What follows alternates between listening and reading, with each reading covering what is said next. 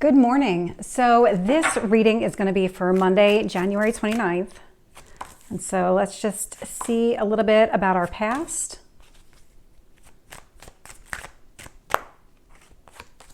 Let's get some current energy.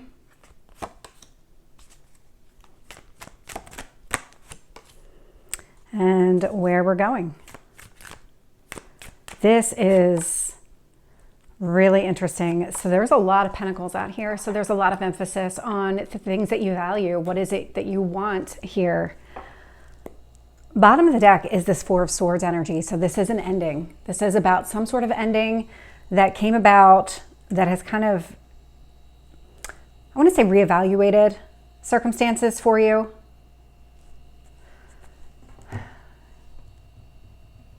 There's something else with this energy.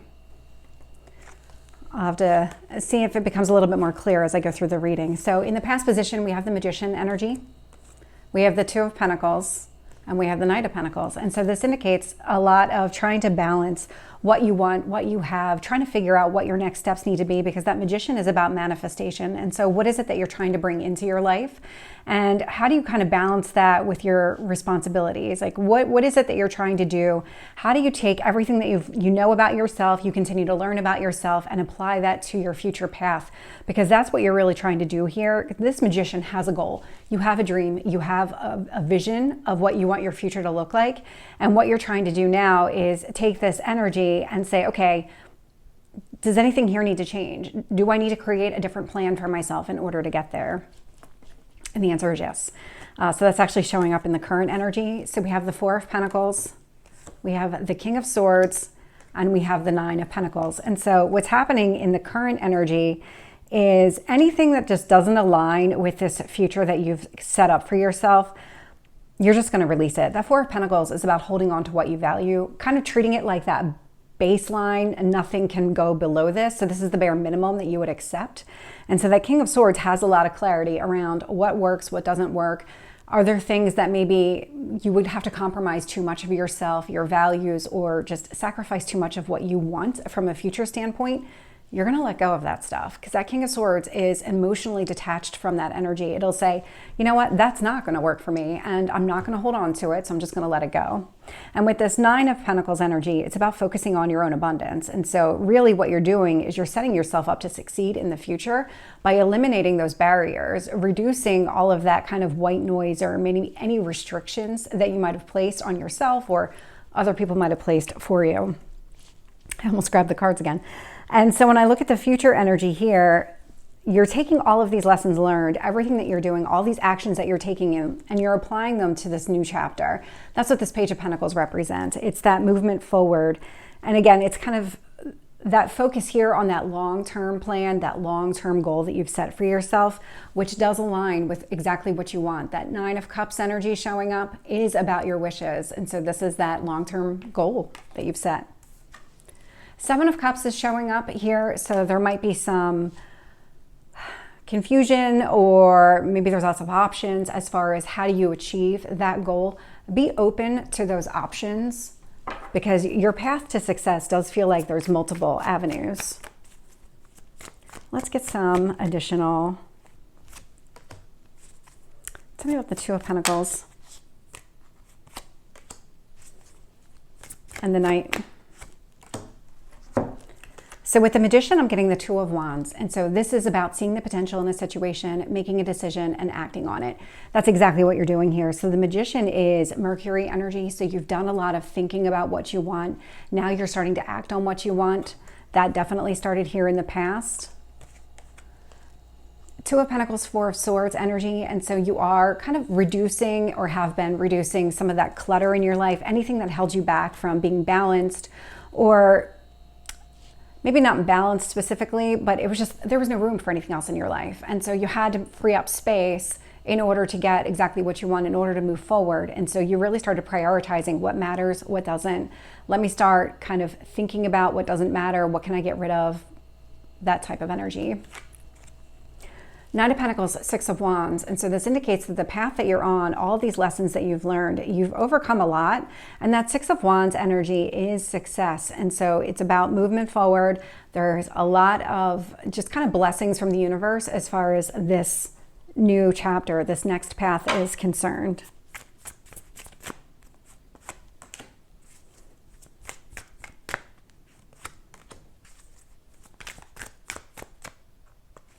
One on the Nine of Pentacles. Okay.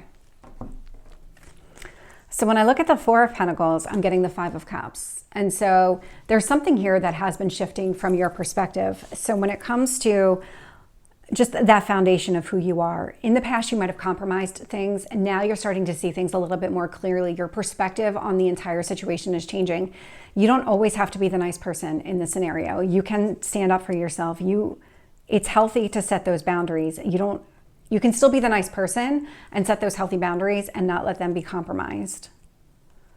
King of Swords, Page of Swords. And so this next chapter, again, a lot of clarity, a lot of communication, but a lot of action in reducing and eliminating those barriers, anything that's going to hold you back. With the Nine of Pentacles, I'm getting the Page of Cups. And so really kind of focusing on your own abundance. And what that's doing is it's allowing you're gaining this confidence in yourself. You're building this confidence in yourself, and it's opening you up to other possibilities. And so maybe if you've always struggled in the romance department and it had something to do with how confident you felt in yourself, but now that you're building this confidence in yourself, you're opening yourself up to say, okay, now I'm open and available, and I can draw in a healthier relationship. Lots of pages showing up here. Lots of pages. That's all, it's all messages. It's all the start of that next chapter.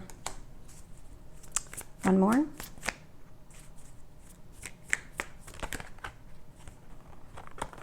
Okay, two more.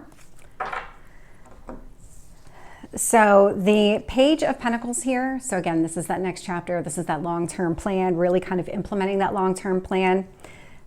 I'm getting the Nine of Wands and the Ten of Pentacles. And so you are a little bit guarded around exactly what it is that you're seeking here. So that Ten of Pentacles is that long-term plan.